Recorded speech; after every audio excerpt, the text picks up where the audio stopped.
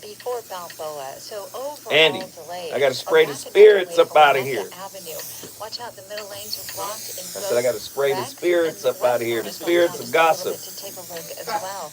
Out of Santa Monica, East 10, delays We need some sage. Hell yeah. Sage would be wonderful. At the 5 southbound, still slow out of Griffith Park from the 134 to the 605. Thank you, Andy. Is your uneven walkway dangerous? You're a gentleman and a scholar. Level that concrete porch or patio. Contact Groundworks, the concrete lifting experts. Riverside, get your free inspection today. More at groundworks.com. At KBLA Talk 1580, we aim to foster enlightening, sustainable, restorative dialogue, and we welcome unapologetically progressive viewpoints that empower fellow citizens. We are now accepting submissions for KBLA Talk 1580 guest editorials like this one. For the KBLA Talk 1580 guest editorial, I'm Martin Gordon, chair of the Pasadena Community Coalition. Recently, I listened to a Tavis Smiley Show conversation with James Bond. James said something that caught me off guard. Black Altadena is gone. Gone. Black community is being murdered. I said murdered. All you have to do is go to our website homepage at KBLA1580.com and click on the icon that says KBLA Guest Editorials to learn more about our editorial standards and content submission guidelines. As long as the topic aligns with our mission, we are happy to review your submission and consider it for broadcast. We can't make any promises, but we want to amplify progressive perspectives that are community-focused and solution-oriented. So, go to KBLA1580.com right now to download all the information you need about our guest editorials. At KBLA Talk 1580, we've got your black. Hey, so I'm calling your show, 'cause I need to know. Show me which way to go before I throw my man out the door. Okay, hold on a second, Keisha. Just let me ask Ronald exactly what's going on, because it takes two to tango, and I need to hear his side of the story. So she's driving me insane, got stress heavy on my brain. She keeps playing silly games, and I'm about to Thank you, James. We seem to fuss and fight every day and every night. Please give some advice so we can see the light. See the light.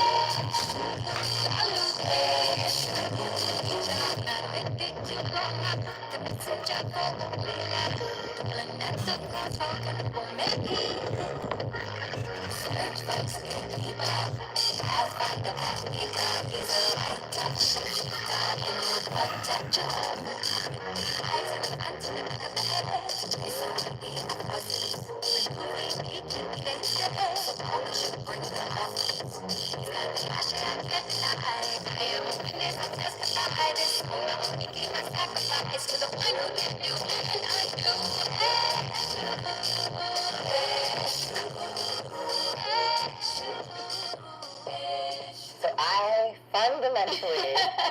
I do not believe in faking it till you make it. Which, by the way, my entire career, I tell myself, Lucy, you need to fake it till you make it. I know, and so fake it till you make it kind of entered like the cultural zeitgeist at that point, and everyone was saying it. And I'm like, why are you telling yourself to be fake? Right, so the words we use are very powerful, and can I give you a scientific study that I love? 100%. Okay. I love your scientific study. Okay, so this study is like, they had participants enter a dark room. And imagine this, you enter a dark room, you're blindfolded. Okay. And the researcher gives you a bowl of yogurt. Okay. And he says, here's a bowl of strawberry yogurt. I'd like you to eat this yogurt, and then I'm going to ask you about its strawberry flavor. Most of the participants rated this yogurt as having a nice strawberry flavor. Of course, there was a catch. I'm sure you could guess. The yogurt was actually chocolate. Okay. And what happened is they told the brain, you're about to have strawberry yogurt. So the brain actually tasted strawberry yogurt. The words that we use are incredibly powerful. If you're trying to psych yourself up for a event by saying, fake it till you make it, fake it till you make it, you're telling yourself to be fake. And you and I both know that when you come across someone who's like, hi, it's so good to meet you, oh my God, love your earrings, you can just smell it, sense it, taste it, and you don't want to be around that person. So if you're setting yourself up to be fake, it's almost impossible for you to get into authentic, real, deep, connecting discussions and relationships because you've primed yourself for it. Listen, Andy. Andy is my co-pilot here on the Voice of Reason. And we're trying to take off. We're on the runway. But as I'm getting prepared for this show, what is the young lady's name that was just in here with Jill? Yolanda. Eventually, I'm going to have Yolanda on the show. Because what she had to say, this is why I love Jill, right? Jill says, hey, Zoe, every day. Hey, Zoe, what's your topic today? And then I tell, Jill what the topic is. She go, you know what? I might tune into this one, right? Yeah, okay, cool. Yolanda was like, yeah, what's the topic? I say the topic. She go, oh, no, that's too much. I'd rather be with the real you than the ideal you. She was like, yeah, being with people that's too real. Too real is too much, basically. A lot of people don't. That's a lot to deal with, is what she said. Tonight's topic. Oh, I'm going to have her back in here, man, because I think she's going to make for a great guest. I'll have her in here for sure. Again, this is episode number 4 of this series, the Relationship Hustle Culture series, how hustle culture impacts our perception on the reality of relationship with oneself and with others. So here we go. Here we go. Tonight's topic, come as you are, not as the ideal, but as the real. A deeper look at the naked self when real meets real. The terror of mutual consciousness in love. Oh, Lord. We both awake? I'm not talking about woke, the term that, social media hijacked. I'm talking about Kundalini awakened. We're both awakened. That could be pretty terrifying, right? When real meets real. The terror of mutual consciousness in love. Come as you are. Not as the ideal, but as the real. And I want to be honest right now. Come on. Can we just... Can I just... How real are you in your relationships? Because I hear people throw the word around a lot. Andy, am I lying? You've heard more people in your lifetime say, I don't lie, than you've heard people say, you know what, I lie from time to time to protect myself. Am I lying? You rarely hear people say, from time to time, I gotta lie, man, to protect myself. And maybe even to manipulate and take advantage of situations. No one ever owns up, right? No one's ever really real. Everybody's either code switching. That's at work, I get it. But some folk be code switching in their spirit. They be acting bougie towards their shadow. Like the shadow in their spirit is the slum or something. Oh, God, what are we doing down here? Oh, tonight is going to be crazy. Uh-oh. I done triggered Andy. Come on in, Andy. Say what you need to say. Just for clarifying purposes, Mm-hmm. you know, you kind of use an example of, you know, interpersonal relationships within the workplace, right? Just kind of touched on it lightly, right? Mm-hmm. So if you ask me, what's up, Andy? How you doing? And I know I'm going through rough times at home, Mm-hmm. but I tell you, I'm fine. Am I being fake? Am I not being real? Like, No, you got a boundary up. okay, I like that. Do you understand? Fair enough. And you get to have that boundary 100% with you. Right? 100%. Now, if you going above and beyond the call of duty to try to make it seem like you okay when you not okay, now you tripping. But if you just, oh no, I'm good, to keep the conversation moving, because number one, it ain't my business unless you share it with me. Do you see? Oh Lord, here we go. Ooh. Come as you are, not as the ideal, but as the real. How many people are comfortable with themselves as they are? And I know you feel like, oh, okay, here's another existential, ontological kind of question Zoe is asked. Yes. How many of you are 100% okay with you as you are? Right? I'm interested to know. Right? Would anybody call in and share? The number to dial is 1-800-920-1580. How many of you are comfortable with your shadow? How many of you are comfortable with your unhealed wounds? How many of you are comfortable with the notion that the first person to break your heart was your mother or your father?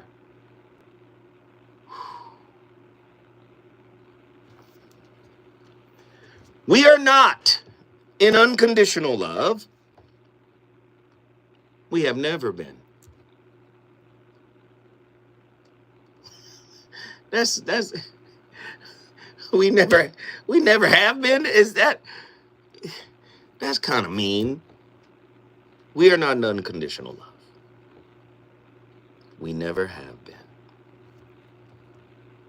Oh, that hurts. But it might be true.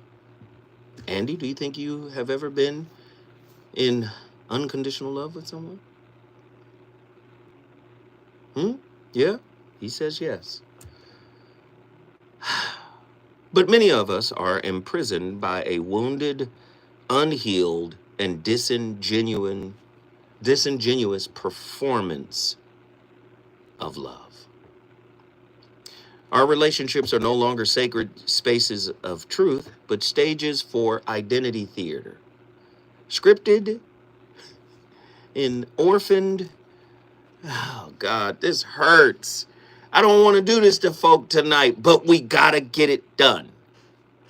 Our relationships are no longer sacred spaces of truth, but stages for identity theater. Scripted, right?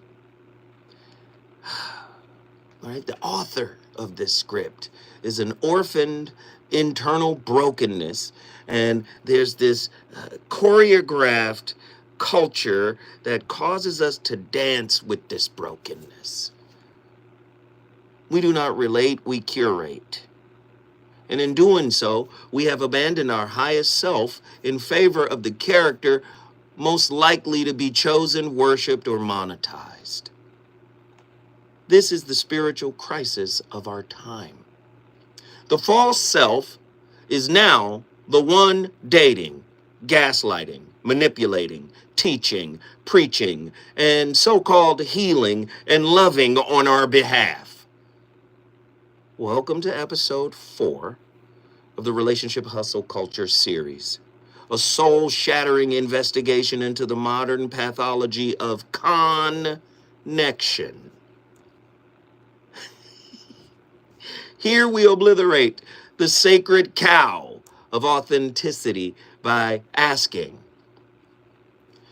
what if your real self has never been allowed to speak in your relationships? What if every I love you you've ever offered was filtered through a subconscious PR firm? What if your vulnerability is simply a Trojan horse for control? And what if the reason your relationship keeps collapsing isn't abandonment, but the incarceration of your performative identity by actual intimacy? This isn't a conversation about healing. It's a funeral for your mask, your persona. It is a cremation, so to speak, of every identity you crafted in order to get somebody to love you. You understand? Our earliest bonds taught us that connection requires self-erasure. Ooh. We internalize dysregulation as chemistry. Now we restage this trauma using romantic partners as surrogates for the chaos that feels like the crib, feels like the Ponderosa, feels like home. Identity is not fixed, right? If we're looking at it from an E prime perspective, Alfred Korzybski's general semantics, identity is not fixed. I am anxious becomes I experience anxiety. We deconstruct the linguistic hallucinations that turn dynamic beings into static archetypes. Lover, narcissist, empath, soulmate, dismissive, avoidant, fearful, avoidant, anxious, preoccupied, flattering truth or flattening truth into convenience. The ego self, what you call me, is a holographic residue of karma, survival, and cultural hypnosis. The real self is prior to identity, narrative, and even memory. And yet it is precisely this self that must show up in love, or love is now counterfeit. To come as you are in relationship is not self-expression, it's actually self-extinction. The self your unhealed wounds created, that must die in order to come as you are. Or better said, come as you can be. Come as you're supposed to be. Come in being.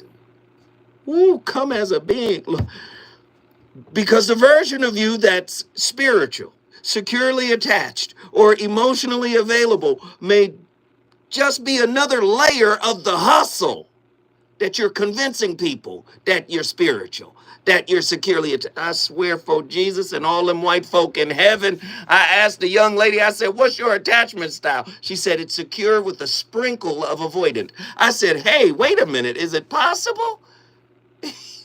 That's almost oxymoronic. You're secure and, come on now.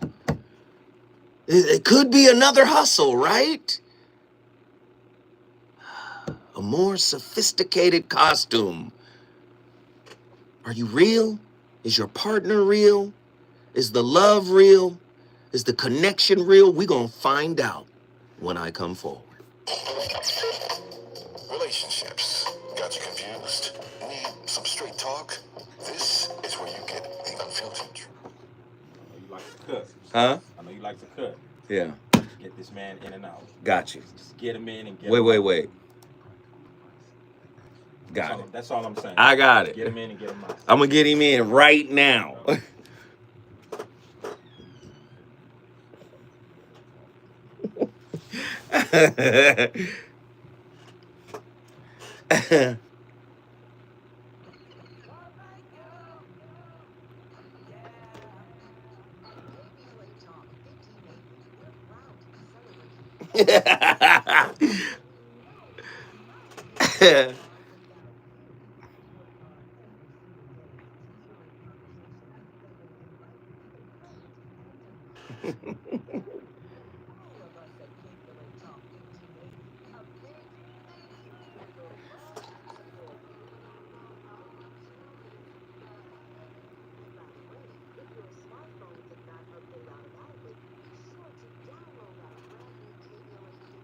Being yourself isn't popular.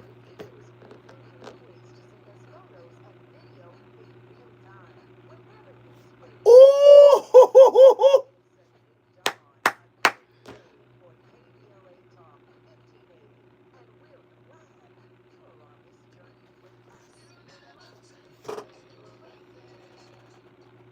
Y'all stupid.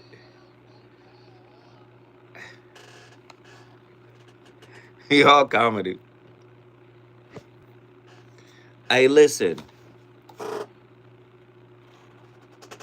Hit that like button. Hit that share button. Hit that super chat. Like, share, subscribe. Let's go. $5,000 hearing aid. I could not believe how my hearing. What up, pretty brown Mimi?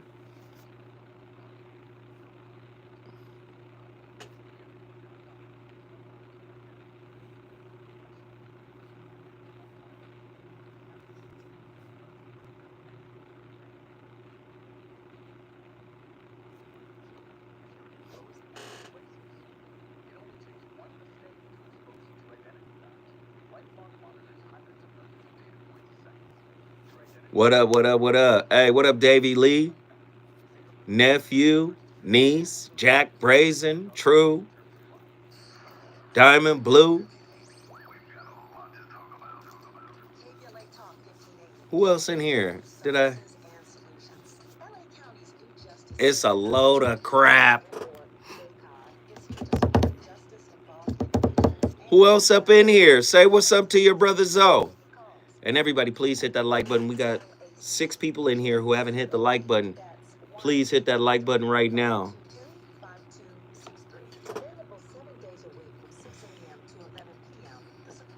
Be honest, which show do you guys like the best? The Voice of Reason or the Zoe What Morning Show? 2 totally different kind of shows. Okay. Oh yeah, Ma'at. We appreciate you being able to tap in here. It's 10:30 over there. I know what it is.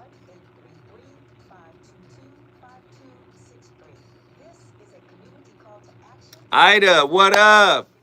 I knew I was forgetting some. I'm sorry.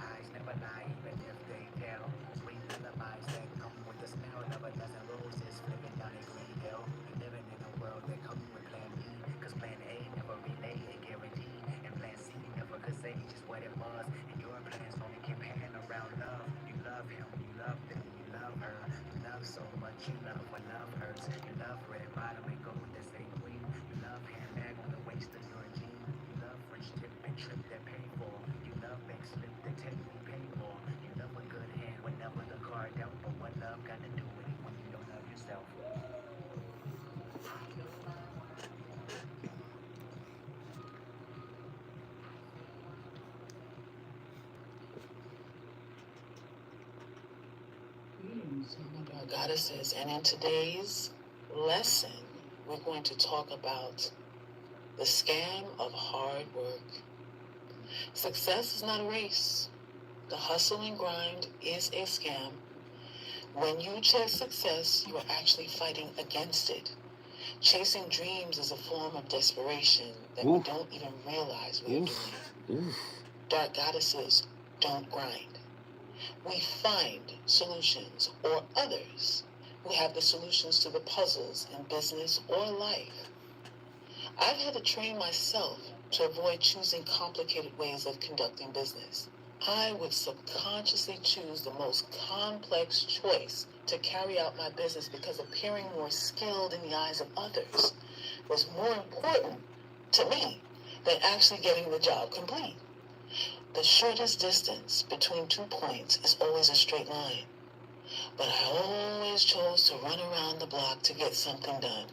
Why? Because I thought working hard would impress other people. I assumed they'd respect me more if they knew I had toiled to get to the finish line. But that was more like a figment of my imagination than what I experienced in real life. Wanting to impress others is why you work hard. You assume that the reward will be in compliments and admiration. But all you really get is a waste of a lot of precious time.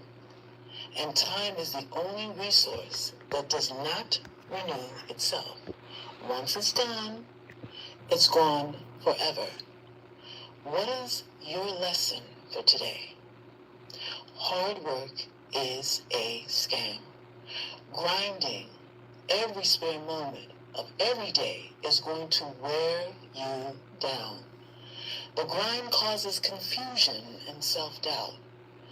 Desperation is a paper chase in and of itself, for you are sending out the energy of lack while consistently telling yourself that you're incapable. This state of being will not get you what you desire. What will you want? And what are you willing to do to get what you want? That's the question.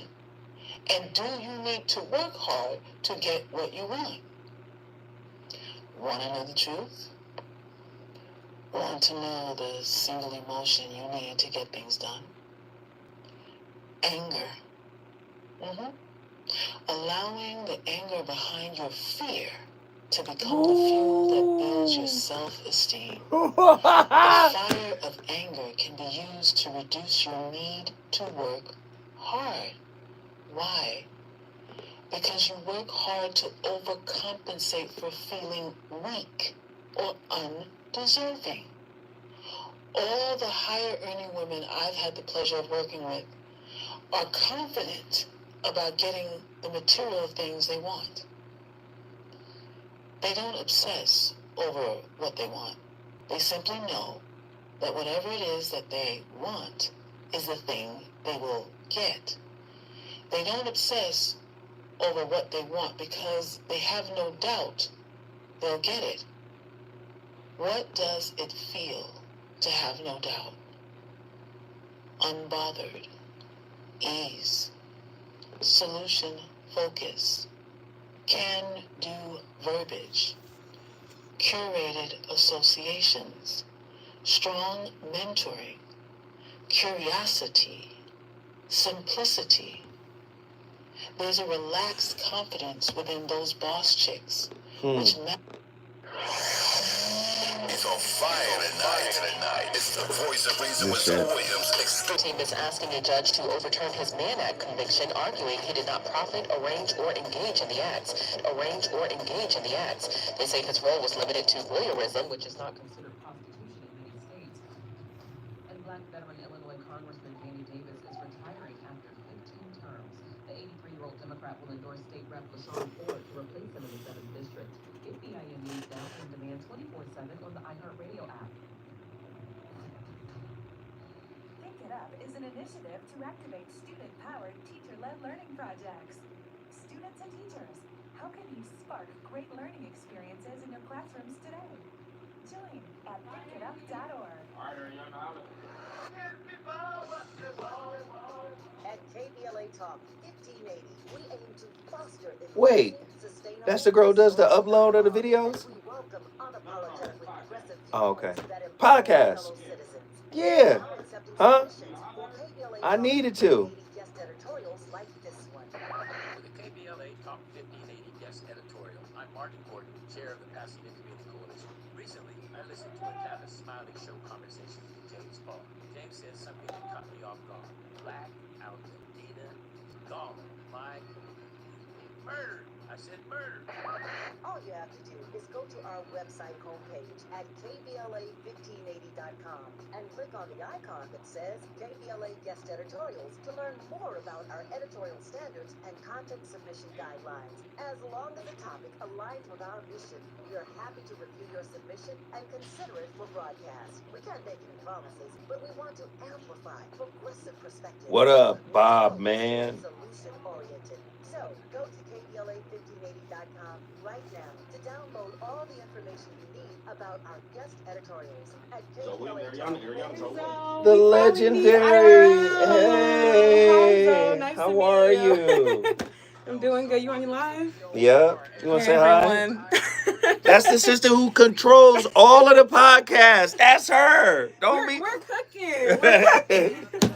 So when we're like editing your show, we're always like laughing like your outtakes when you're leaving is so funny. Like next we're going to Africa with this. You feel me? You feel me? But I'm happy we got to meet IRL. I don't work like in the station or whatever. Ah. Like I don't be here that often, but Okay. Well, it's good to see you. And I sent you emails today. I saw a couple of those. I sent you the correct title, but I know you're busy. I had somebody else upload them yesterday. In the name of Sweet Baby Ray's barbecue sauce, can't nobody upload them but you. That's the law. Don't let nobody else upload. Because they just grabbed anything from. Oh, okay. And it's like, no, you don't put that as the topic. Okay. So I sent you the topic. I'll check it out. I'll get you together. Thank you. Please get me together.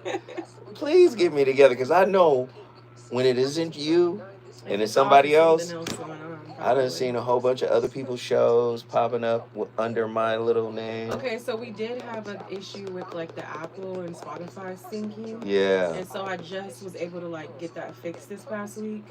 Because you be handling. Yeah, when I have time to handle it. I know. It's like 11 shows. Yeah, so, and I don't work with the station full time or anything.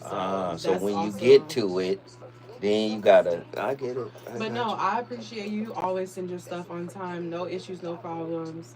No issues, no problems from you. I never have nothing to say. Well, thank you. I finally met the legend. Yeah, no, but it's super chill. Like on my side, it's just I be trying to tell everybody like we just gotta send the stuff in so we can get it out on time. Send it in on time. And when people do send stuff late, it just there's only one of me and one other person, and like slows it gets backed everything up. Yeah. So I made the spreadsheet, and I'm also writing in there.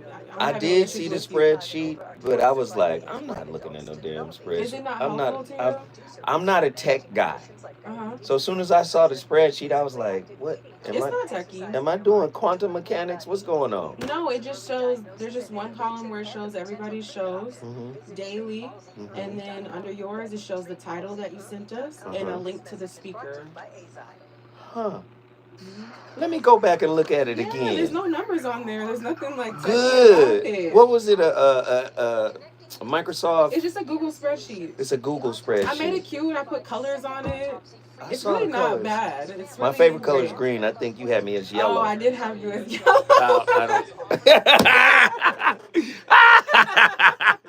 I'm just. I mean, use it. I mean, that is also helpful to you when you're sending out links to people. And also using the speaker links helps the station monetize. Okay. But we'll have a part 2. I appreciate you.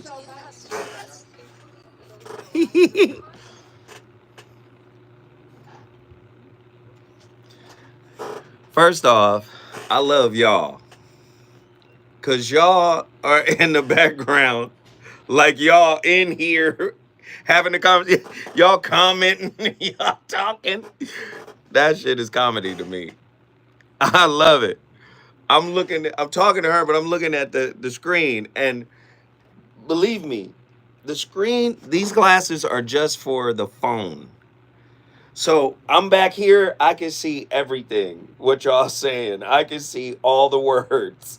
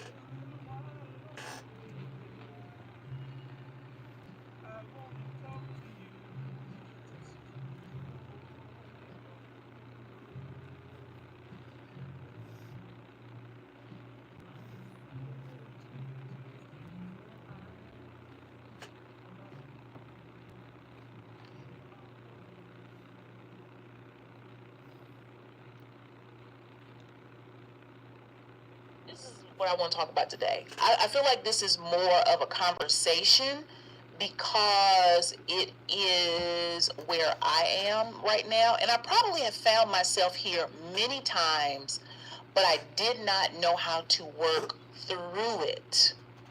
And so I kept coming back to the same block, to the same lesson, because if you don't get the lesson, you're going to keep coming back. You cannot shortcut the lesson. You cannot fake learning the lesson. You cannot cheat the lesson. You're going to have to get the lesson. And this, what I'm about to talk about, I remember thinking about this as early in my early 20s, and I'm 50 now. So that just lets you know how hard-headed I am and how I've tried to circumvent learning the lesson. But I get it now because of my healing methodology for, healing my mother wound. So let me just jump right in. One of the biggest barriers to me moving forward in my life, right? And as someone who is a visionary, someone who is a dreamer, someone who is a creator, someone who is deeply connected to deep desires that they've had all their life, and they know that they're supposed to be doing certain things in certain places with certain people, and you just know this in your bones, right? That's who this is for, right? And I think that's everyone, right? I don't care how deeply buried those things are. I think everyone has that. But Sister girl is cooking, and so was the other sister. I think her name was Salkis Ray. That was the sister before we came forward and then came full circle. But who is this sister speaking, good brother? Jennifer Arnice. Jennifer Arnice is on fire too. I love it. Tonight's topic is really centered on, are you comfortable with being the real you in intimate relationships? Can you be with the real you first and then accept someone in their authentic nudity? Are we psychologically nude in our relationships, or are we always hiding behind masks? Have we ever really met our partner as they truly are? We got a caller on the line. Let's see. JW, South Central Los Angeles is in the building. My brother, he's been on the line. Let me get him up in here. J-Dub, what's happening? Well, I'm so glad I was able to be the first caller and have some time to talk, bro. So I'm going to slow down and speak plain and clear. First of all, I need to recognize that I never knew what my mother wound is. Perhaps that's the reason why I have been prolonging not being in a relationship and wasting time. Now, I know I do some the opposite of constructive is destructive things, or what's the word, when you said it. You said destructive. You got it. Okay, well, that's good enough. Yeah, right. So the point is, I do be genuine with myself and people that I come in contact with, including anybody that I do have intentions to try to be with, because I don't have a problem being open and naked. That's why I say I'm blessed and highly favored in spite of myself. Because myself is wretched. I am a wretched man. Oh. Come on. Lost over the glory of God. I got problems and issues I've been working through, and some things have taken longer than others. Some success came quicker, and some is the wrong path around. And when I was listening to some of the people, I remember a brother making a comment in YouTube on the chalkboard about how some people take this long path around, and some people take that straight line. Right. And I've been realizing how some things I've been handicapped or hobbled, and if this is because of the parents or the mother or your environment, well, the point is now, see, that must be why I know that I have different commitments and dreams and fantasies that I have made come true, but I haven't completed my total mission. I do have a purpose, and I'm turning my pain into power every time I speak to you, because I'm speaking the truth out. So I have a question for you, J-Dub. I'm listening. From South Central Los Angeles. Have you ever been comfortable coming into a relationship as you are? My question is centered on this idea that for many of us, we tend to pretend, we perform, we reenact, we put on a show in order to impress, in order to attract. But have you ever been in a relationship where A, you felt safe being psychologically nude, i.e. coming as you are? Have you ever came as you were in that moment and was accepted by an intimate partner? Explain that process to me. Yes, first with the woman I should have married, that I lived with for a few years, and I made the mistake by leaving her and marrying someone else that I should not have been with. But the point is, I was uncomfortable prior to trying to be with him. But once I was in the relationship, I exposed myself, and I kept it 100 and real. And when I was accepted, I felt like I was in an environment that was my perfect mate, or, No. the one I should be with, but then I was destroyed anyway by a bad nature or a psychological. Wait, stay right there, Jay. Stay right there. Yes, sir. Because I don't think y'all heard what J Dub said, and I have to emphasize it. He said he was psychologically nude and he was safe with the woman he was supposed to marry. See, we had this show 2 weeks ago. Sometimes the right one, it makes you uncomfortable. It triggers you because it's not your norm. Man, J Dub, you on fire. Don't go nowhere, Jay. Hey, don't go nowhere, JW. South Central LA is in the building, cooking with that rarefied grease.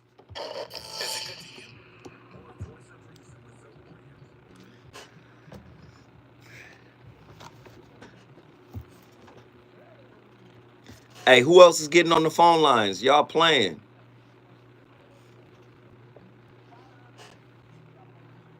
Diamond Blue, you're preaching to the choir and don't know it. Wow, that's heavy. LS Jefferson, what up, LS? Whoop, whoop. Everybody say what's up to LS. LS Jefferson up in here. Whoop, whoop.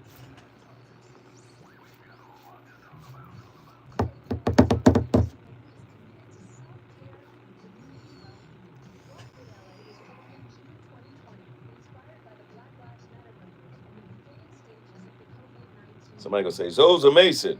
This ain't a Masonic hand. Or is it? I thought I was doing what the football players do with the gloves, and they have the little logo, and they mesh the logo. Hey, I'm staying on point. Cause she dropping jewels. Yeah. Attila be in there in the damn chat boxing. That's the new term. Attila is a chat boxer. Let's see, we're gonna say Attila is a featherweight. Which is heavier, a lightweight or a featherweight? Which is heavier? No, what weight class is Tank and Devin Haney and all them guys in? What class are they in? What weight class are they in?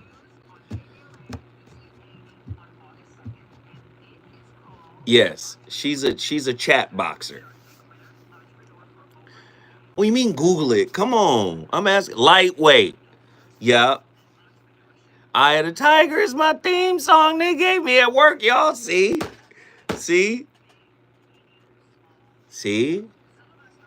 Lightweight. And them lightweights be knocking niggas out. Heavy punchers. Pacquiao was a lightweight, 134. Mayweather was a lightweight, 134.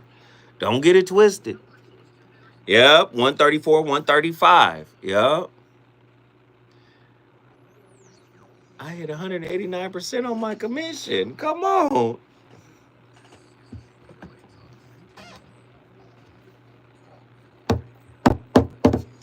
Chat boxing. Somebody hashtag it. Get in here and chat box. Let's go.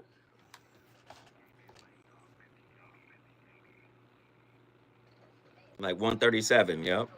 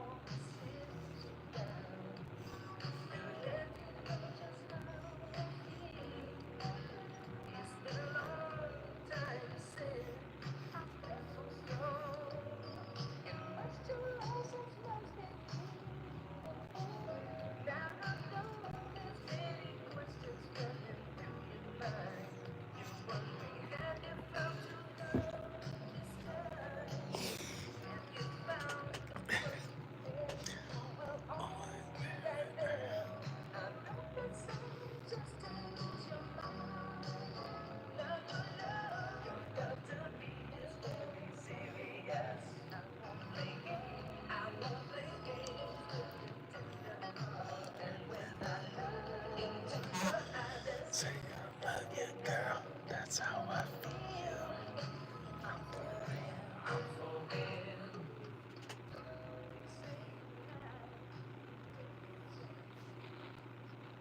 So a normal person works really, really, really hard, and then they accomplish something. They succeed in some way. And when they succeed in something, they feel good about themselves. And what do? They go out and they celebrate. On the flip side, someone with imposter syndrome, when they work really, really, really hard and they achieve something, how do they feel about themselves? They feel terrified. They feel like, oh my God, I got so lucky. I barely scraped by. I got so lucky that the professor likes me, otherwise I wouldn't have gotten an A. And so what do after they get an A? They actually double their efforts. They actually work twice as hard. They don't relax at all. They actually work harder. Because remember, if in your mind you are maintaining this elaborate facade that could come crumbling down around you at any moment, you can't relax at all. If you make a single mistake, everything's going to come tumbling down. You have no sense of reserve. You have no sense of resilience. You can't rely on things to work for you. And it's because you're kind of like screwing up, right? Like you're on the verge of everything coming crashing down. So there's no room for relaxation. Come on, Andy. Who is that? Healthy gamer. He really be cooking. Last couple of weeks, I think we done got a couple of clips from him. Healthy gamer is on fire. You understand me? Listen, tonight's topic, come as you are. I'd rather deal with the real than an ideal.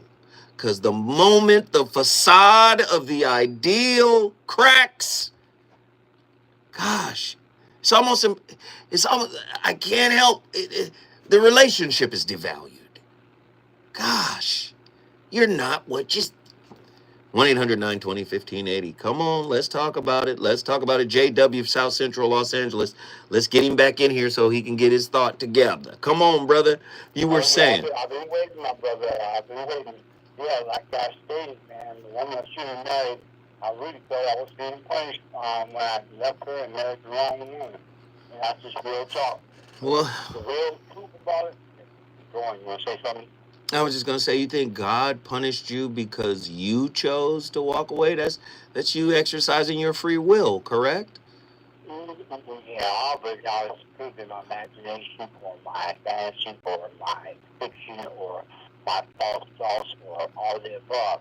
But the point is, what it really was, I liked her, but I didn't like her enough to really say words before I speak because I had realized that I had bad intentions, that he really wasn't legit, but I still had a strong feeling for her, and I regret it because she was the worst in dealing with, period, in spite of what some things wasn't satisfying for me, and I didn't accept the full, complete reality of her.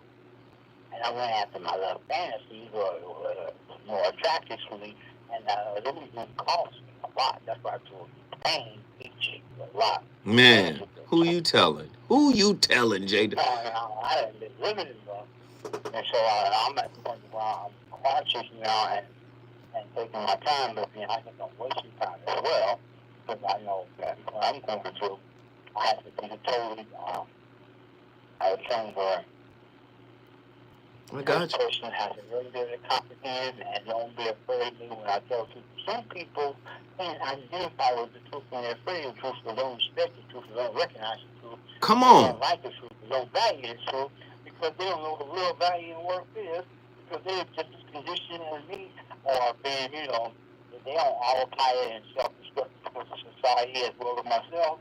But I have did some growth, because they can't identify with a person being human, because they still ratchet, or because they're insecure, or they feel that they're worth more than you, or whatever. You're beneath them. You follow me? I got I'm you. still confident enough to engage in a conversation and do what I'm doing like right now, because I'm talking on the radio nationwide, bro. You trying to get I got you. Hey, J-Dub, but look, I kept my word, didn't I? I kept my word, right? Right there. Yeah, I kept my word. I got you in here. I gave you some room to spread out and get your thoughts together. But you gave us something very valuable tonight.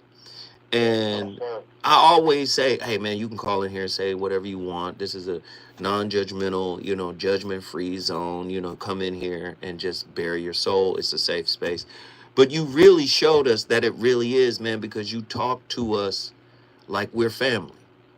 You understand what I'm saying? Food for thought, bro. It's food for thought, man. And I appreciate that. Be told and never to be told. All right. I thought it was the other way around, J-Dub. J-Dub, guess what you just did, man? Yes, sir. If you want to bring your city in the building, all you got to do is call me at 1-800-920-1580. We love to hear from JW. He represents LA. Nothing but love. Hey, let's bounce over to Hawaii. John Gilbreth II, Mountain View, Hawaii in the house, man. What are your thoughts on tonight's topic? Greetings and blessings, chat. Greetings and blessings to those within the sound of my voice. And brother of mine, big brother Zone. Hey, welcome in, man. You got the floor, Pastor John. Blessings to you and all, but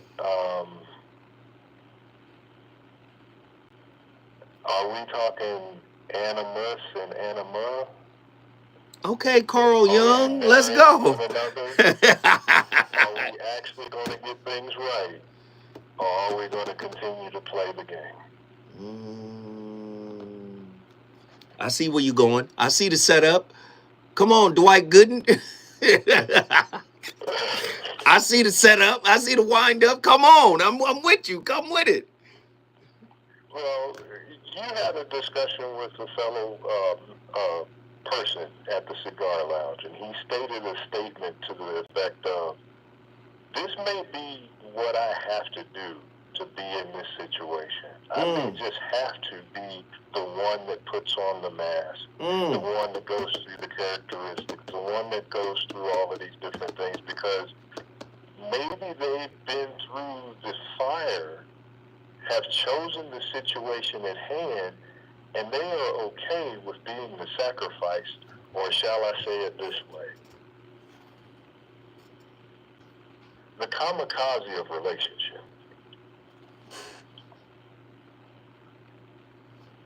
I hear you, but you just said something that's really powerful. You said maybe they had gone through the fire, right? Yep. All right. Let me tell you something. They might have gone through something, but let me tell you something about the element of fire. If you go through the fire, the ego does not exist. Fire changes everything. This is why people avoid it. Look, we just talked to our good brother, JW. The woman of his dreams came into his life. She was right, and he wasn't healed. And she seemed as a threat, so he had to bounce. And he regretted it later, and still to this day. But do you see what I'm saying? Listen, when you go through the fire purifies. And purification for your ego is extinction. So I hear what where you're going at with that. And this is the same thing that I told the brother in the lounge. I said, listen, brother, you cannot perform for love. Because guess what? That show gonna get old. You ain't gonna always have a residency in this relationship. At some point, you're gonna have to leave. You can't be in Las Vegas love forever. Do you understand what I'm saying? Go ahead. I understand your point, sir. I really do. And I get it for the male perspective of it. Again, the anima of the marriage that needs to take place with us. Right. The female side that we got to integrate with ourselves. The first marriage that takes place. Woo! Stay right there. Wait, stay right there. The first marriage, he's already cooking the female side within us. When we come forward, I'm going back to Hawaii because man is out there cooking. Hey, you cooking, John? I'm finna make space for you, John. Keep cooking.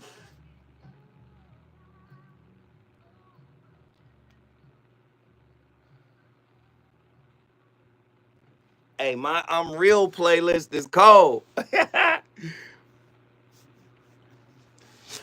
Hey, Andy, that I'm Real playlist is cold. We got records on that mug.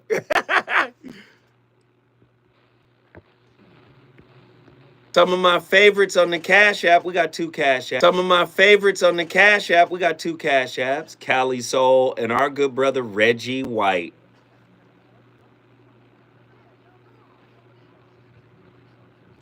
Everybody, please shout out Cali Soul and Reggie. I love it here. It's comedy.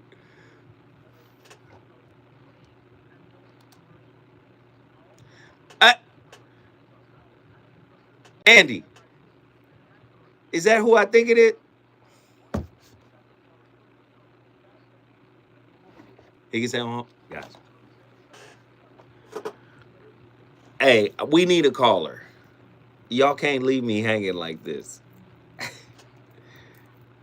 He call in every show. I love it.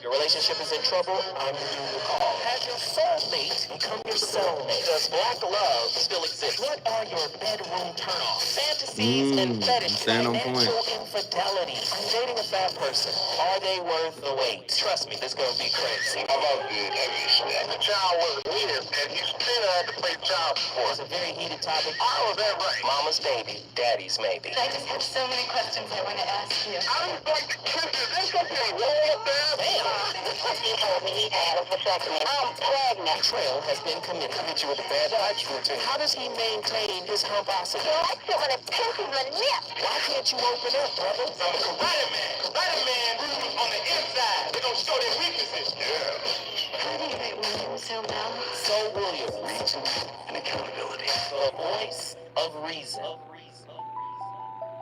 When there is that quality of love, affection, a relationship, no sense of authority, awakening or cultivating or bringing about that intelligence in the student, then the responsibility of the teacher is enormous. Yes, it is. Enormous. After we are creating a new generation. Which means the teacher cannot belong to the establishment. Establishment in the sense the orthodox, the social acceptance, social, he must be widely different in himself from the rest of the world. Wait. Pause that. Did you hear? The teacher cannot belong to the establishment if he's going to teach the kids correctly. Because otherwise, the teacher is an instrument of indoctrination. Now put that on intimate relationships. You're born into the establishment of your family and whatever generational curses that haven't been reconciled. Do you see? So if you're born into the family that performs, that sweeps it under the rug, that wears the masks, that pantomimes love, you're going to go out into adult relationships, and that's going to feel like home when you're in the presence of toxicity, because it'll be you reminiscing. Do you see? Krishnamurti is speaking about the educational system, right, at the University of San Diego in that clip. And I think this is in the late 70s, maybe early 80s. But I want you to hear what he's saying. He's saying the teacher, in order to be an effective teacher, cannot be corrupted or contaminated by the establishment. Look at your family and the generations of stuff in our spirit and see that as an institution. See, oftentimes we'll look at a person who's been to jail and we'll say, oh, that person is institutionalized. Or a person that is a military soldier who made it a career and was in there for 35, 40 years. You say, oh, well, he's institutionalized by the Army. Or someone that's a career student. They've been to the institutions of higher learning.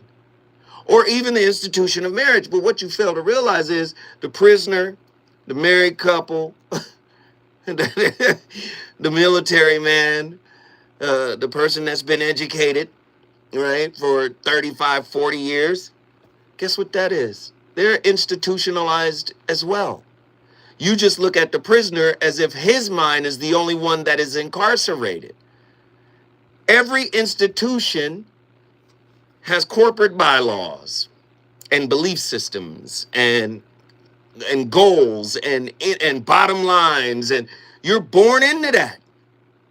Let Krishnamurti finish, and then we'll get back to John. Which means the teacher cannot belong to the establishment.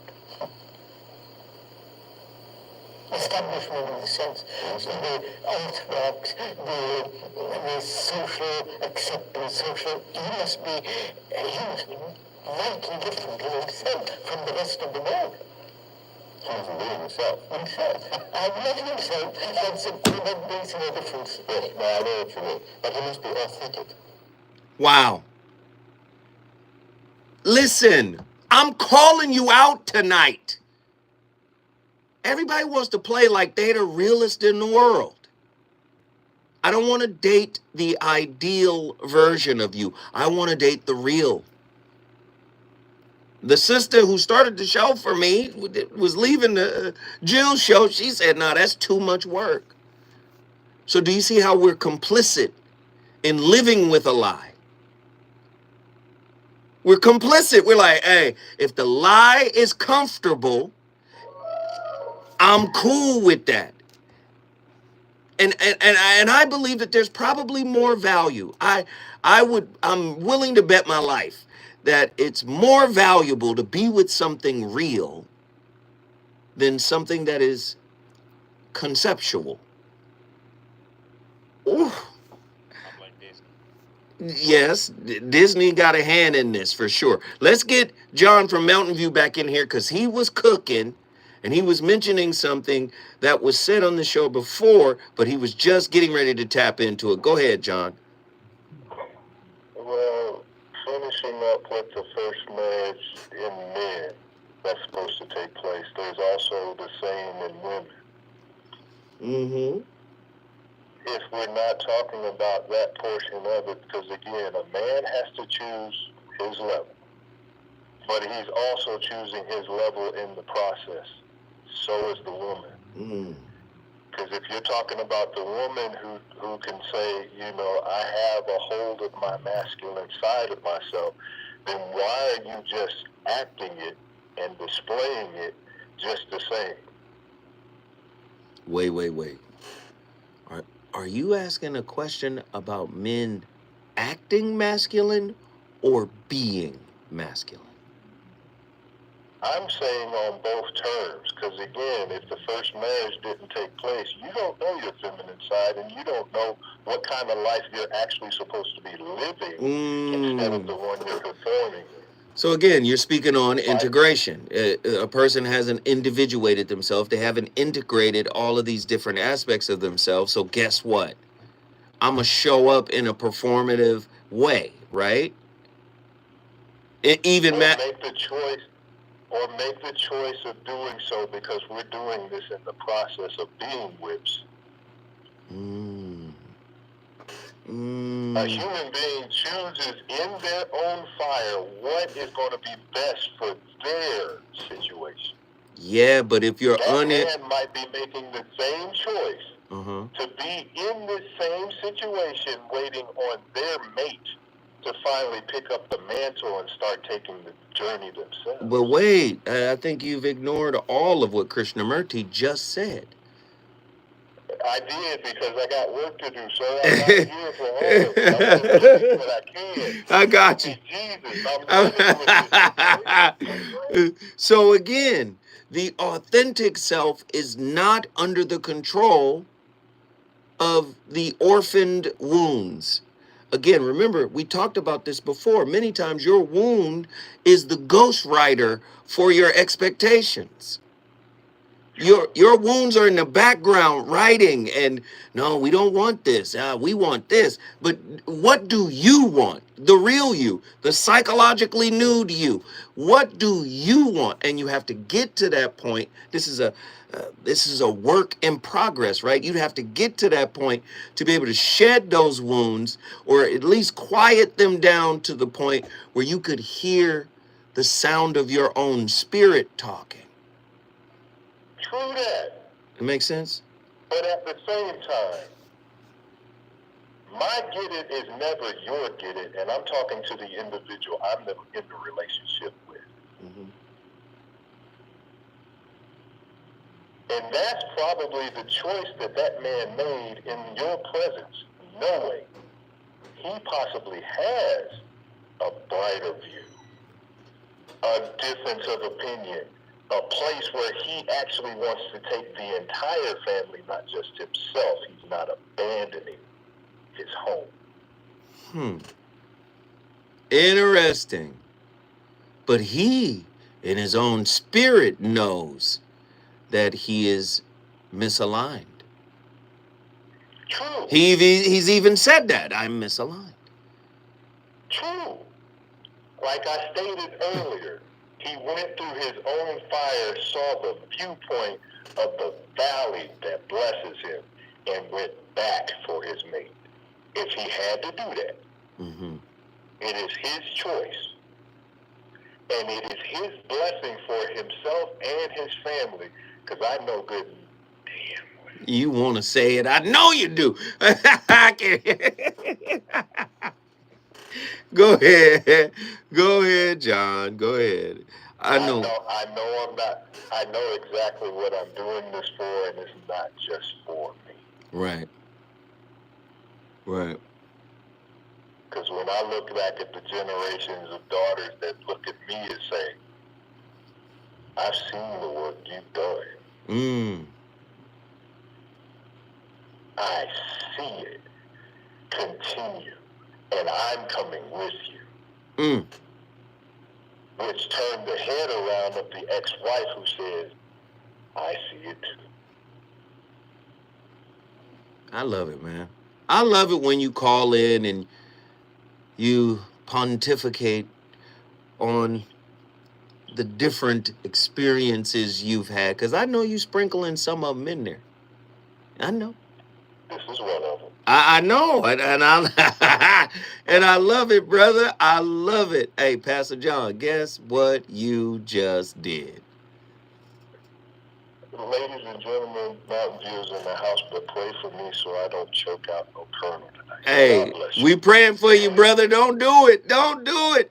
Mountain View is in the building. If you want to bring your city in the building, all you got to do is call me, 1-800-920-1580. Love it when Pastor John from Mountain View, Hawaii calls in. Now let's bounce all the way over to Denver, Colorado. Cali Soul is in the building.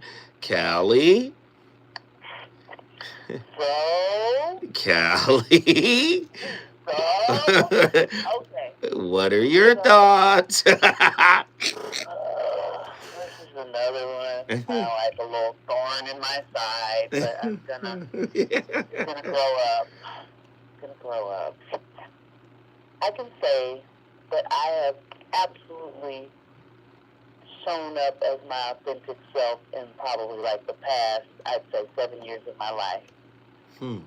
It's not been intentional in relationships. It's been because I'm aloof and my give a darn is busted. My give a darn is busted? Busted. But it's not like a toxic busted. You know how you have them people where they're like, this is just who I am, and if you don't like it, you can, bounce. It is not bad. It's just, I'm the opposite of what Davy Lee experienced. In my first marriage, I totally put on all the accoutrements that I could to change myself, and he didn't never ask me to do that. I just did it because I didn't have no idea, what being married was about, what being a wife was, what being a partner was. So I started, creating this story of who I should be, and then I did it, and he didn't like that, and it ended up as a part of our demise. So I realized I had made myself feel uncomfortable, because like I said, he had never asked me to change. I changed. I danced. I, put on that. So fast forward to now, I went the total opposite direction. But like I said, I can't say that I've showed up as my authentic self because it's like my intention. It's just that I'm like, nah, I'm just who I am, and that's what it is. So if my friends and loved ones or a partner bring something to my attention, I am willing to work on it. How do you feel when they bring something to your attention? Oh, I'm taken aback. Like, oh, you saw me. Yeah. And that's the thing. It's like, that's what I was going to say. It's not like I'm who I am, and if you don't like it, you can roll out. I'm like, I am who I am. Show me. Mirror it to me so that I can make my corrections. So you're triggering me now. Ooh, ooh, but in a good way. You always inspire me. You know that. You're like a chocolate little mousse. Not a moose, but a mousse.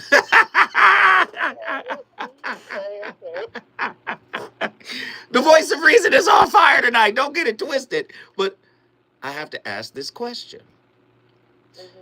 What survival strategy do you call being authentic, and who taught you that it would keep you safe? I want you to think on that. When we come forward, we going back to Denver, Colorado. Let's get it.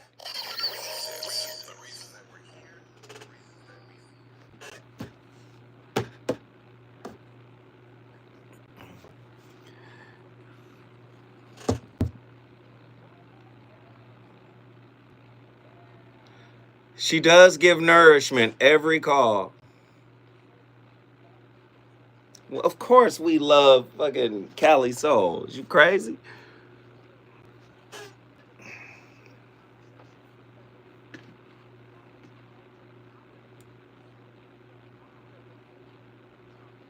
I'm going to read that question again. What survival strategy do you call being authentic, and who taught you that it would keep you safe?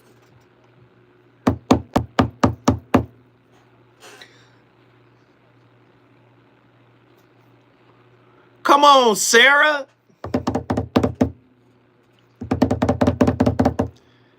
Sarah. Sarah.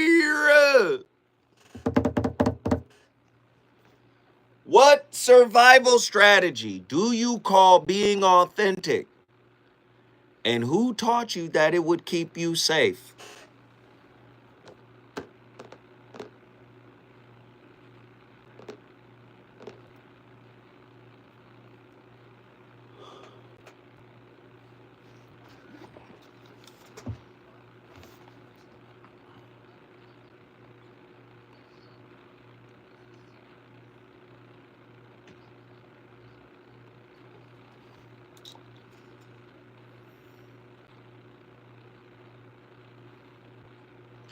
What springs got worn out? What happened? What y'all talking about? Y'all talking about this chair?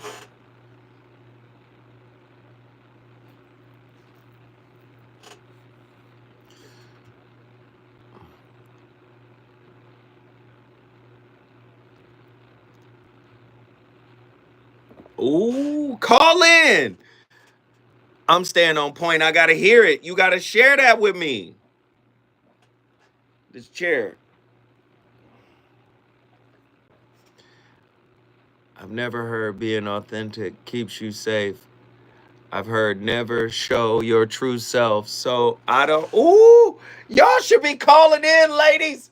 Take over the damn show. LS, you gotta call in. I'm staying on point. You gotta call in. Y'all got good stuff. What up, Dre Dog?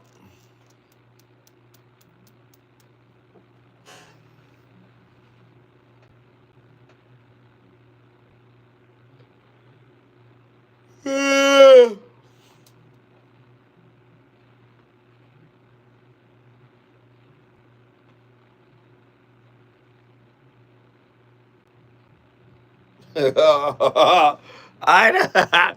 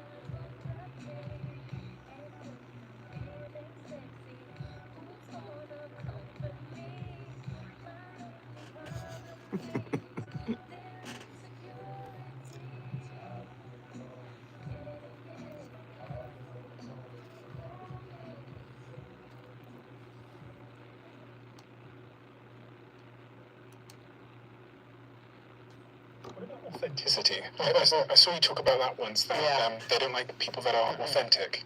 They feel threatened by people who are authentic.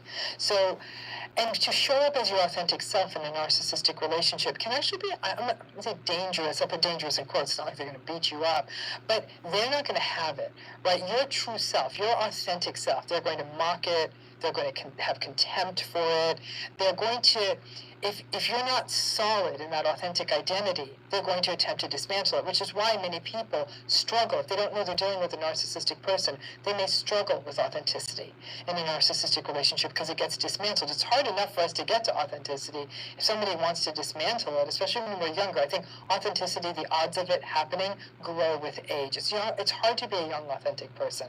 But if you remain solid in your authentic identity around the narcissistic person, they'll actually probably get bored and leave, which is always the hope. Right? They may ramp up for a little while, but then you're just not an interesting target to them anymore, so then they'll sort of slowly lose interest and walk away. Come on, demon proof. When you're authentic, everybody in the chat room, the majority of people in the chat room have negative things to say about being authentic. If you're authentic, it's gonna backfire. I'm hearing there are women in here, and maybe that's an entirely different discussion, right?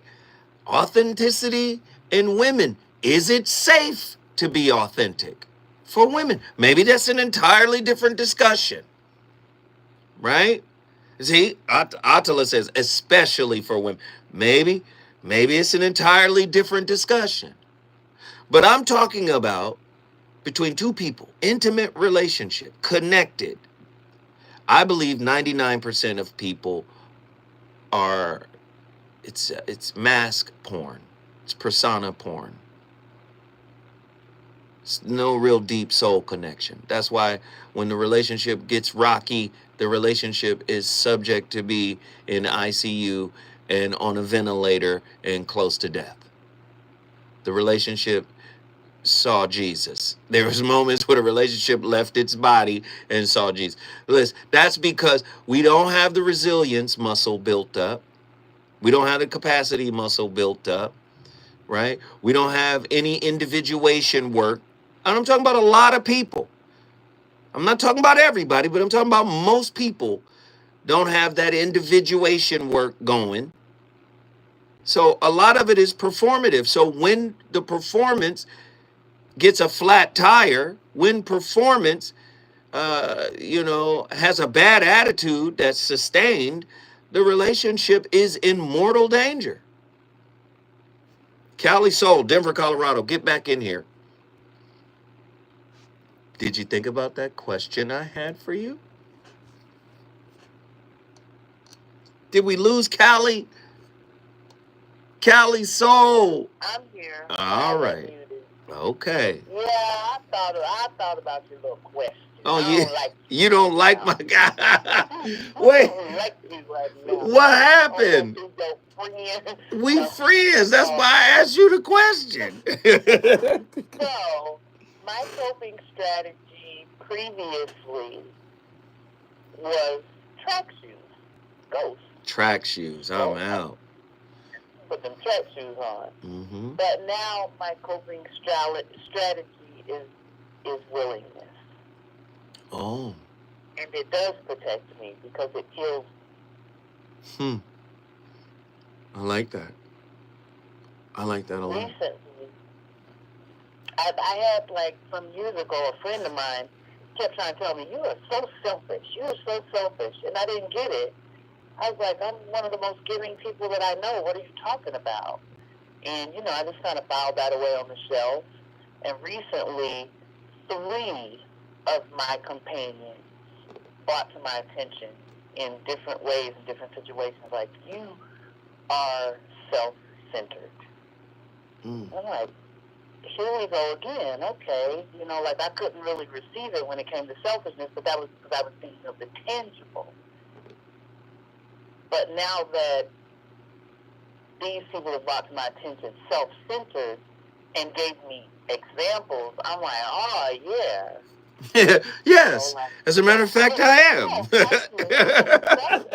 And sorry. Like, thanks for bringing it to my attention. Mm-hmm. And I'm going to work on it because you're right. Like, that's why I don't work for nobody. I work for me. Mm-hmm. So I don't like authority. Mm-hmm. I don't like nobody telling me when to go and how to do it and all that stuff. I move at my own pace, and that was the thing. Is they're like, you move at a pace that is the pace of a turtle, irregardless of everyone else around you and what we've got to do. You just, dismissive. And I was like, well, yeah, I am dismissive avoidant. So, yeah, I hear you. And like I said, the willingness is like, okay, I got some more work to do. But willingness is an amazingly high level of consciousness.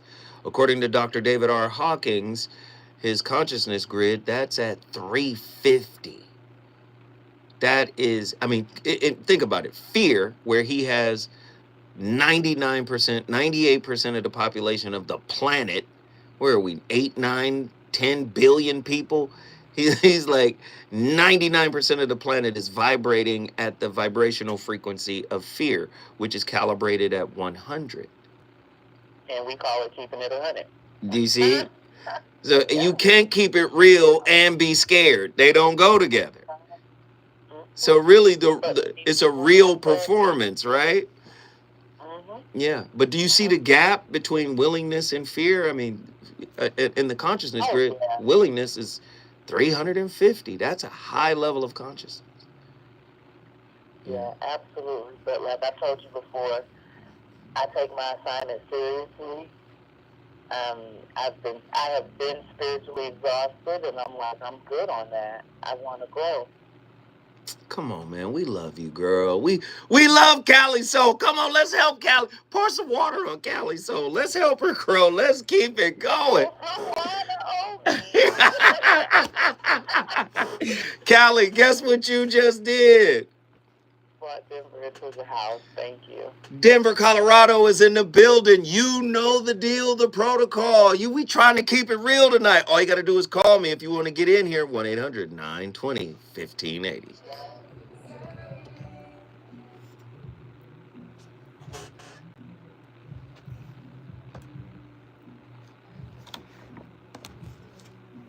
Who's on the toilet? What did I tap? Let me get out. Fuck. Fuck.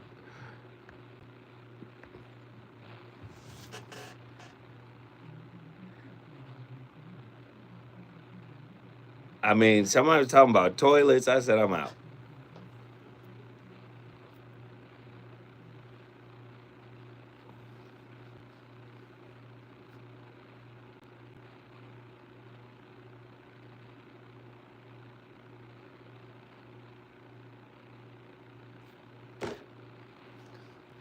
All right, we need another caller because Callie was our last caller. And I'm sorry, y'all, I can't bring Jerry on.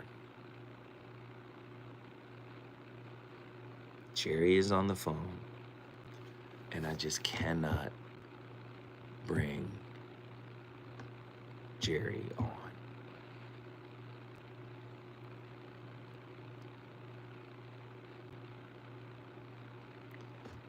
I didn't say nothing. Don't put me in it. I didn't say nothing about the commode.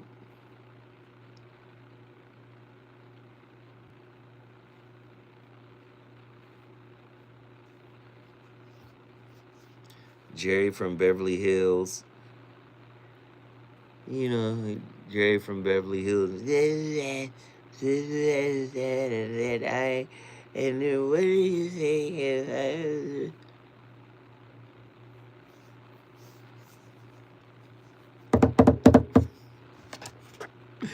Callie, that was a dope ass call.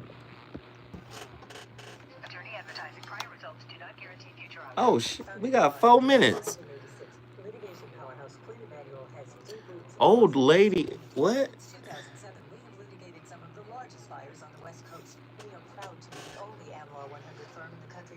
Hey man, I can't tell y'all nothing.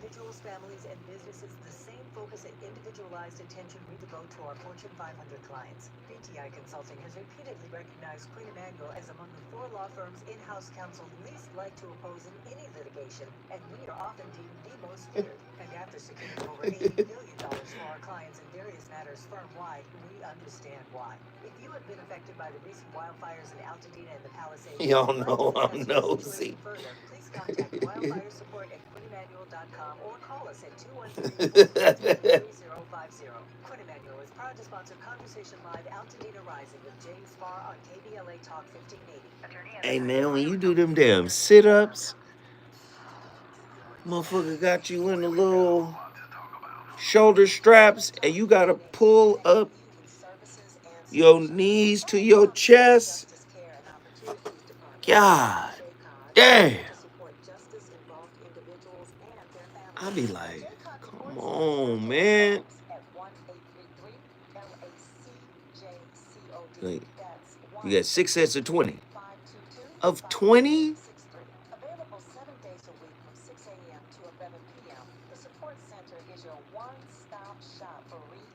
Last week it was 12.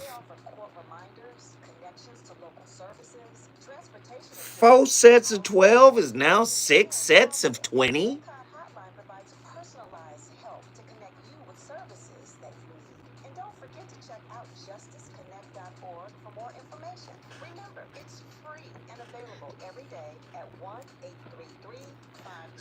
If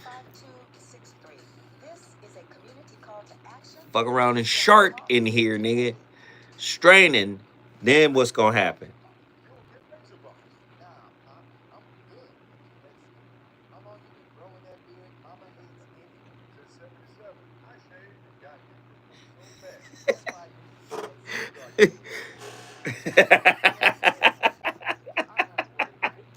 Be like, hey.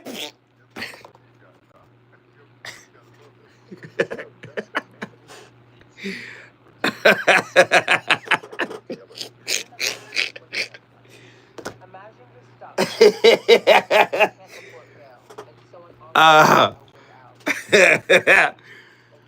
nah, cause I be seeing like be a lot of people in there, man, and he got like 2 or 3 baskets of hand sanitizer, disinfectants. He got all types of shit. Nah, he got shit everywhere, and it was so much shit. I was like, somebody sharted in this motherfucker, cause he too prepared, nigga. Somebody, Sharticus. Zosharticus is crazy.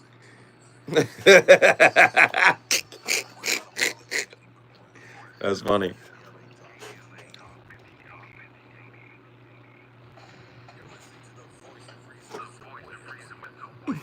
Zosharticus.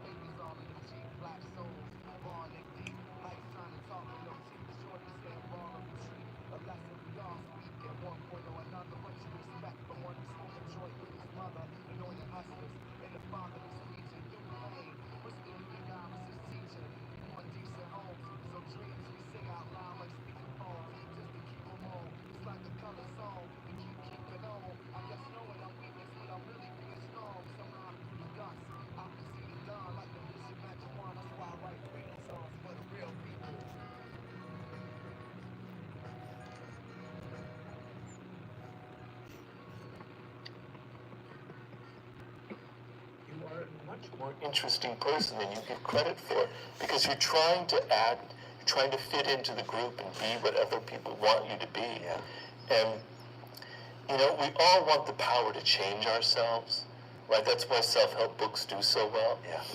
But you can't begin to change yourself in any meaningful way until you confront who you really are.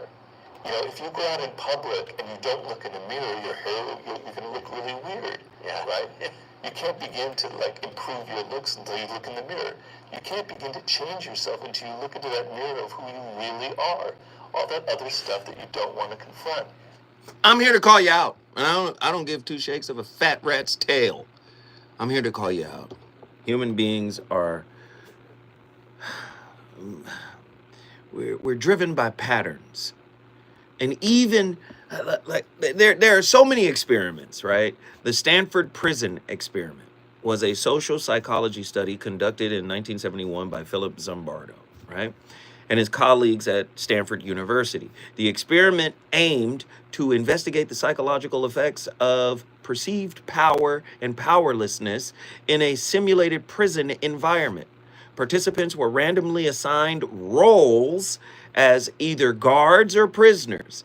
And the study, intended to last only 2 weeks, was abruptly halted after only 6 days due to escalating disturbing behavior of the participants. Well, listen, their role, it was the roles that did it.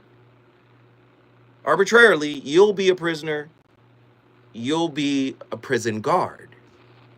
Now, this was reenacted at Abu Ghraib during Desert Storm, right? This happened there too. The role of I am the prison guard, which means I have authority, the people started to take on the roles. So oftentimes people struggle with being authentic in society because, listen, we love authority. We're addicted to authority. And where there's authority, there is conformity. Do you see? There's another experiment. I can't remember the name of it. But the other experiment was they had 2 lines. right? Just 2 lines drawn on a piece of paper on the wall, 2 lines. And clearly, one of those lines was shorter than the other. But what the experimenters recognized was, hey, if 1 or 2 people come out and say the lines are straight, no matter how intelligent these people are, they're going to come out and say, yeah, both lines are the same size. Even if it's obvious that one line is shorter than the other. Do you understand what I'm saying? So we live in a society where keep it real has become like this term, and be real, and I'm authentic, and no, you're not. If you're reenacting wounds, you're already in a performance. Listen. Have you ever seen somebody act a certain way consistently around their mama? I'm talking, ladies, there's a man. He acts a certain way around his mama. You might label him mama's boy. You might label whatever you want to label. Mama in control of everything. That is a constant recurring set of behaviors. DC, that's a reenactment. Every time mama come around, he shifts into somebody else. Do you understand what I'm saying? That's the human mind, right? That's how the mind works. Who benefits when you perform emotional fluency instead of feeling raw confusion? Everybody's trying to keep it together, look cool, fake it till you make it. But none of those strategies, it might work in corporate America, but none of those strategies work in intimate relationships. They all put the relationship on an entropy timer.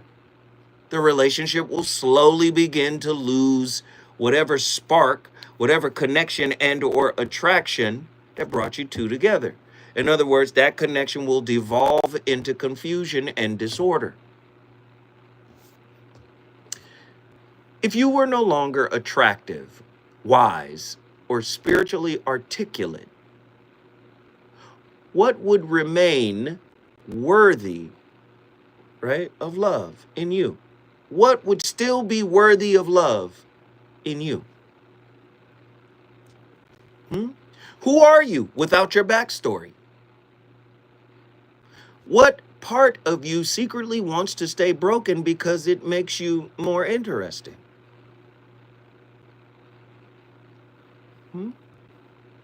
When you say, I want to be seen, what exactly do you want seen? And what do you hope remains hidden? Man, we got callers on the line. Let's get them up in here. Attila, Houston, Texas. What are your thoughts on tonight's topic? Well, hello there, child. I was not expecting to be on this fast. Yeah. That last question. Ooh, if you weren't, what did you say? If you weren't, what was it? What would be left of you? Oh my gosh. Yes. Here it is. You want me to? If you were no longer attractive, wise, or spiritually articulate, what would remain worthy of love in you? That's good. I would say my heart. I feel like I have a heart for people. There we go. You know, but to me, I would say that's probably my, like, for real, like, only redeeming quality. Like, damn. The other parts of me are kind of me. Like, low-key, I'm kind of me. I'm just telling the truth. I think when you start doing the self-work, you're like, ooh, that gotta go. Ooh, that gotta go. My temper gotta go. Ooh. Yeah. And so, I mean, I would say this, though, to be honest. When we're talking about being authentic and things like that, I think it's so rough because if you are, like, someone who works, right, you have a boss, like, I feel like the workplace has engineered that, like, where we have to come in on point, where you're just on, especially if you have a job that's, like, public-facing. Right. But, right? Yeah. And so that leaves you, I think that a lot of times is what leads us into this dissociative period. This is why we want the relationship to be the escape, because your everyday life is a freaking nightmare. It's annoying. Nah, niece. Nah, niece. I'm not finna let you off the hook. I said finna. I'm not finna let you off the hook. You from Texas. You from Houston, Texas. I'm not finna let you off the hook, man. I got a question for I'm you. not asking them to be off the hook at all. Give it to me. I got a question. True or false? Your vulnerability isn't intimacy if it's strategic. Absolutely not. It is not. If it's strategic, there's nothing more than like a stage play. Oh. This is you setting the stage for me to respond a certain way. You want me to basically become Pavlov's dog. So wait, are you telling me if you're real and authentic, there's no need for strategy? No. To me, strategy is like, I look at strategy the way that I look at sales, right? Like, there is a goal, seriously, there's a goal and there's an endpoint. I say this because I'm pretty good at it. I can sell ice to Eskimo. There is an endpoint. There is a whole reason why you're there. The whole conversation in a sale, you start off real congenial. Hey, Zoe, how you doing? I noticed that you just recently bought such and such. So you see how my voice just changed? All of a sudden, it's higher. It's congenial. The minute I have something important to speak to you about, I'm going to slow down my tone. And I'm going to sound very serious. Because I need you to get the gravity of what it is I'm about to express to you. And sometimes I'll speed my tone right back up, right into the time where it's time to get your credit card. So I say all that to say, what in the this world? Is horrible. This is horrible. This is real life stuff. This is real life stuff. People take I would say the tactics, you said the strategies, the things that they learn, that they pick up from not just their jobs, but just from everyday life, observing people. They take that and they move that into their relationships because it's advantageous to them. They're not concerned about what is going to grow them. They're more so concerned about what is going to propel them forward into the matrix, what is going to get me ahead. So, the heart gets in the way. You're cooking right now, but are you saying that where there is a strategy, there is an insecurity? Absolutely. Ooh, Lord. Hey, niece. Don't do that to people, man. Go ahead. I'm not even done. I ain't even done. Let me tell you something. I'm using sales. I don't know why my mind is on work. I'm using more and more analogies from that. But think about scripts. Right? If you were at a job that required you to use a script and it's standardized and everybody has to speak a certain way and say this at this exact specific point, what is the whole reason behind that? Why do you need a script? If my whole point is to be genuine in my approach and to truly solve an issue or have a real conversation, why would I need that? We use that to get something out of people. We don't use that. You know what I'm saying? You don't ever use a strategy or a script for an honest, genuine conversation. You just have it. It flows. There is a flow. There isn't a pattern and an order and this rigidity that leads to an outcome. Wow. I love it. I love it. Niece. Yes. Hey, niece. Hey, niece. Yes. What up, dude? What up, dude? Guess what you just did, child? I brought you in the building. Yes, sir. If you want to bring your city in the building, all you got to do is call me 1-800-920-1580. When we come forward, we didn't even leave Houston. We going back to Houston. We drove right down the block. We going back to Houston, Texas in the house.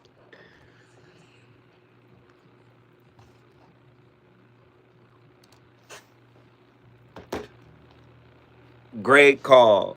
VOR, and I know you're tired of pretty gems with pretty lies, where people seem to scroll more than they sweat. Well, it's time to level up. Welcome to Huff and Puff, where excuses die and champions rise. Smack dab at 1221 North La Brea on the corner of Fairview. This ain't a photo shoot, it's a battleground. Certified achievers in the game. Trainers who grind with you, not post pictures beside you. Whether you're chasing your next personal record or just trying to outrun your past, this is your sanctuary of sweat. No mirrors, no filters, no fluff, just pain, passion, and purpose. Stop talking, start training, huff hard, puff loud, be legendary. Where folks go to war with their weaknesses. Huff and Puff.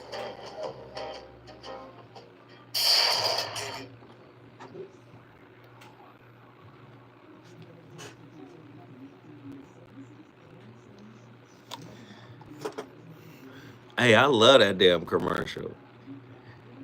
Sharding squats. Ooh, people let you see what they want you to see.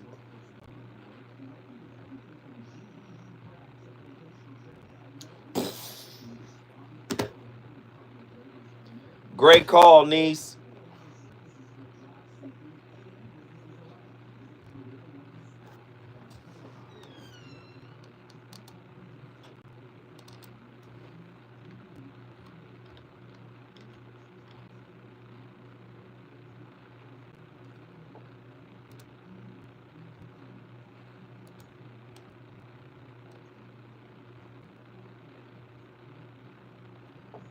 That's it.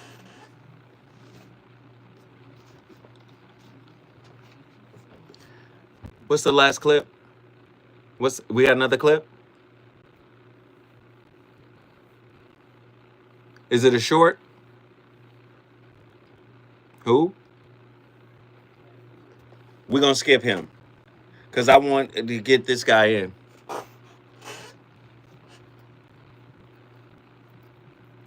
Thank you for putting my Cash App up, man. I appreciate that.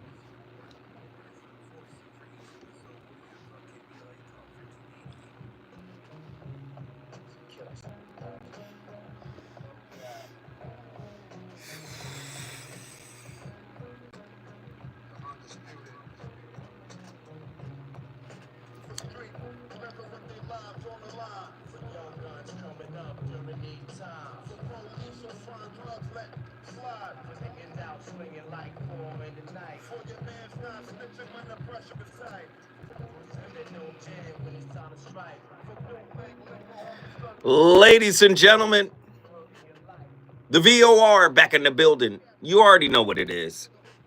The playlist has been on fire tonight.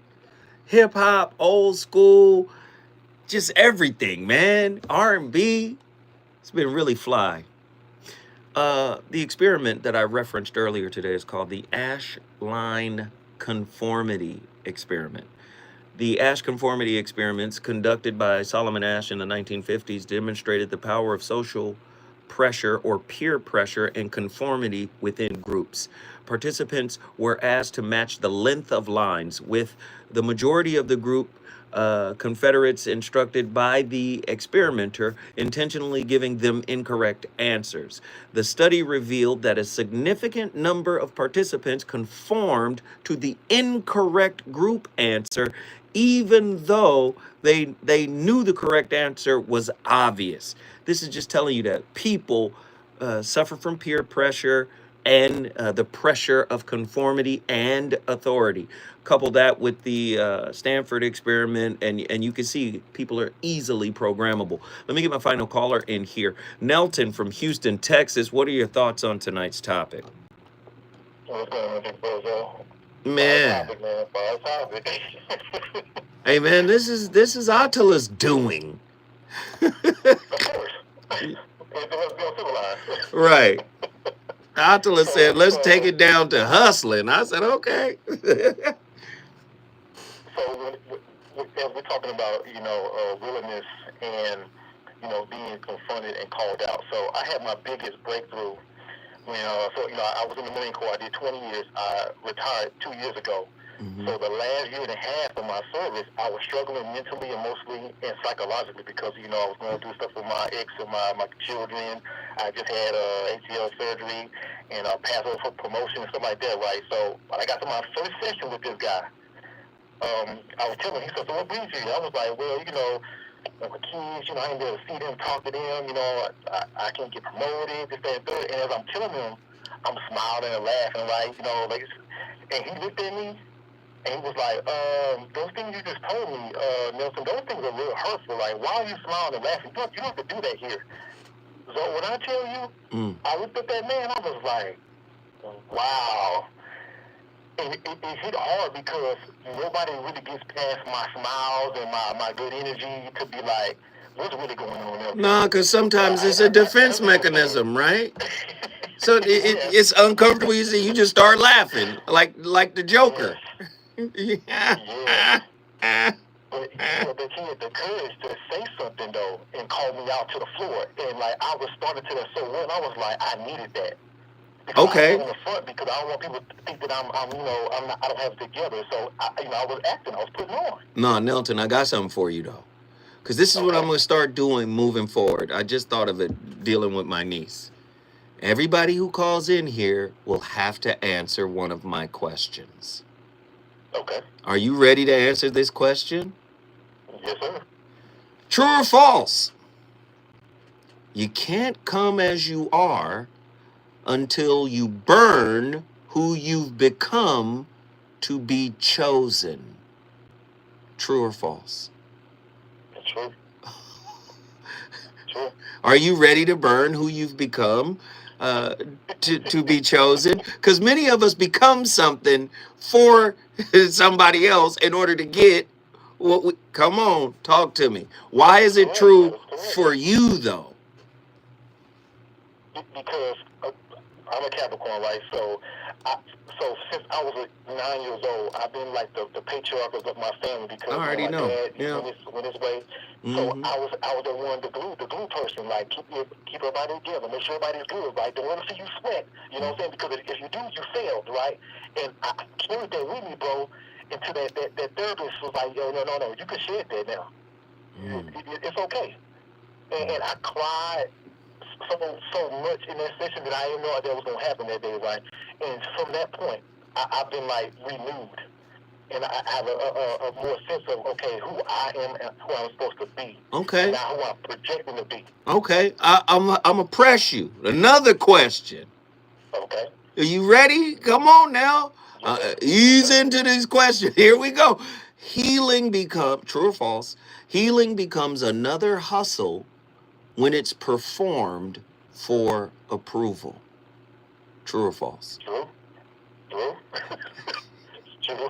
Have you ever performed healing in order to be accepted and approved of? Yes.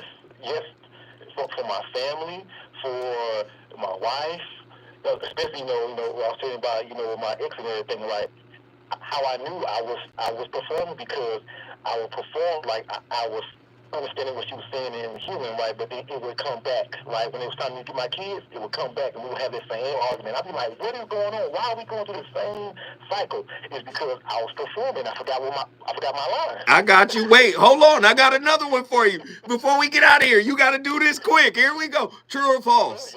True or false? To truly be seen, you must stop auditioning. True or false? That is true. That is true. When did you stop going out on auditions? after my therapist called me to the floor, that's what I told you about. After he did that, I was like, yeah, I've been acting this whole time. And I was like, and bro, once I realized and I accepted that, that's when I really started to heal. I love I got that. a better headspace. I love that. Hey, guess what you just did, Brother Nelton? Come on, baby. Brought H-Town in the building once again. H-Town up in here. I got to get down to H-Town. Boy, can you imagine me doing a live remote for KBLA in Houston, Texas? Do you know how ridiculous that would be? The whole city would show up. Hey, the voice of reason just starts the conversations. That's all. It's up to you to finish them. I'm the VOR. This has been a powerful week. This series was crazy. Listen, I'll be back Monday with another slew of slappers. Enjoy it.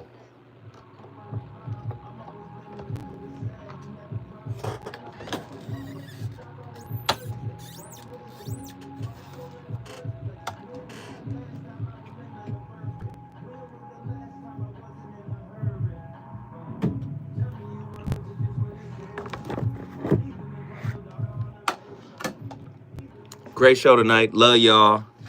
I'll holla back.